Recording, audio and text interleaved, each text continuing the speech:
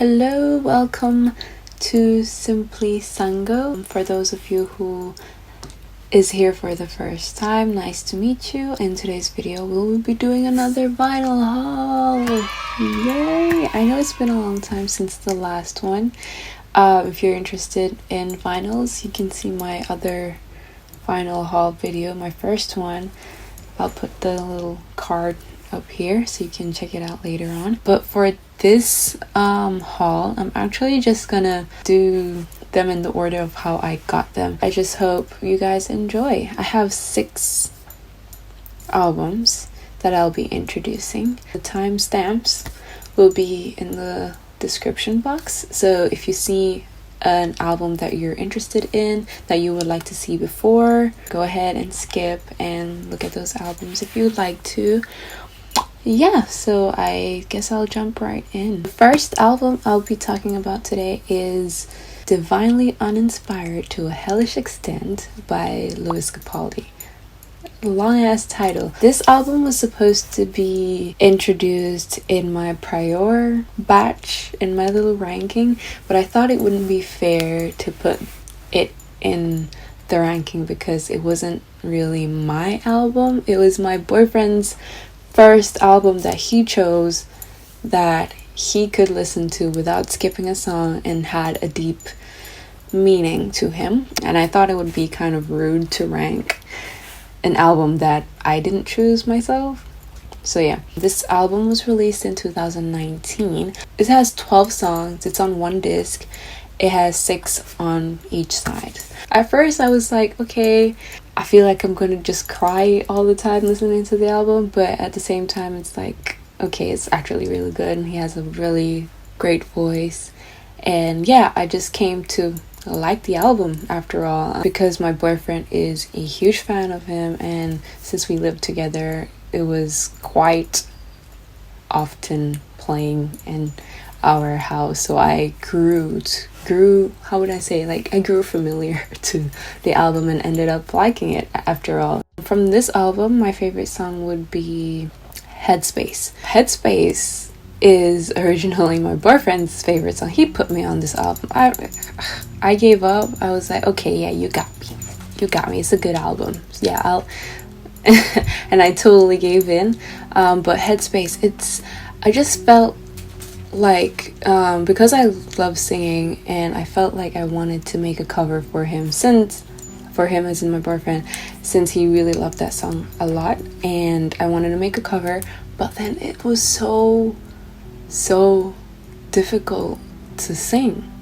I don't know if it's the melody or the rhythm or the timing of the lyrics, but as I was trying to learn the lyrics and try to interpret the song in my own ways, I ended up really liking it. It's a really nice song, so I would say that's my favorite song off the album. I think a lot of people are familiar with Someone You Loved more. I haven't been hearing a lot of people talk about him in Japan, so if you haven't, go ahead and check him out. For my next album that I will be introducing, it is 24 Karat Magic by Bruno Mars. You all know this album. It has 9 songs. It's a pretty short album, to be honest. Like, now that I'm seeing quite a few albums, I'm like kind of seeing how many songs or tracks can fit on one side and another, but this album only contained 9 songs and it's pretty short. I don't think I'm the only person who can literally sing all the lyrics straight from my head. Popular songs on this album will be like 24 Karat Magic. It has a wide range from the up and groovy 24 Karat Magic, and then it has, the sexy romantic Versace on the floor. I wasn't really planning to get these albums. Like, at a certain point, I have certain albums in my head that I'm like, oh, I really definitely want this album on vinyl, but for 24 Karat Magic, I didn't necessarily want it on vinyl. I love the songs, I love the vibes, I love everything about the album, but most of the vinyls that I have, most of the albums that I've collected are really slow and moody, soul kind of albums. So to have a uppity kind of upbeat rhythm album like this one wasn't necessarily my type. But then I actually coincidentally came across this album on this app that sells secondhand products, and they had it for a pretty good price, so I just purchased it. But I didn't know how much I loved this album until I actually got the vinyl, which is pretty interesting because I listen to this song whenever I'm in the mood to be hyped up. I want to get up and dance, and when I'm doing my chores, or this is the album I go to whenever I feel like I need the hype. Yeah, my favorite song on this album, this was so hard to choose. I literally didn't know that I loved the songs on this album this much until I actually listened to the vinyl. Every time I listen to this album, I feel like I have a different favorite song. But if I were to choose one, I would say Versace on the Floor, because I think I have listened to this song the most out of all the other songs. Plus Zendaya's in the music video, and she is gorgeous. No argument there. She's just gorgeous. You just want to close your eyes and just, daydream and dance it off and be like, oh, take it off for me. I've never worn any Versace dress, but yeah, the song takes you there. On to the next album. The next album that I picked up, or the next album that arrived in the mailbox during this quarantine was Fruitian by Daniel Caesar.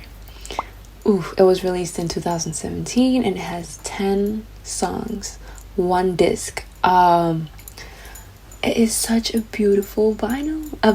This was my first time having a colored vinyl, as in like not the regular black one, but this one, as you can see, it's blue, it's see-through, and yeah, that I had mixed feelings about like colored limited edition type vinyls, because I liked the typical black.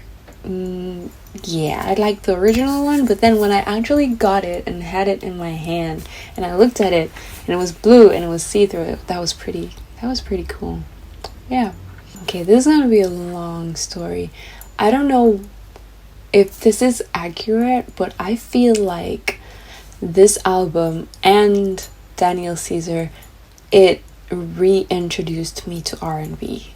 And I might be saying way too much about that, but I feel like it literally brought R&B back. Okay, maybe not back, because R&B has never really left the chat room. But to me, it felt like it reminded me how much I loved R&B. After listening to this album, I went into a deep rabbit hole of this new generation R&B, like Her, Ella Mai, like those kind of modern R&B, I would say. I mean, R&B isn't old, but these group of people made it feel like they brought something back, like they reignited something. Ever since I heard it, I've thought that I wanted it on vinyl. I don't know at that time if they had it on vinyl. I mean, this came out in 2017, so it was quite a few years ago.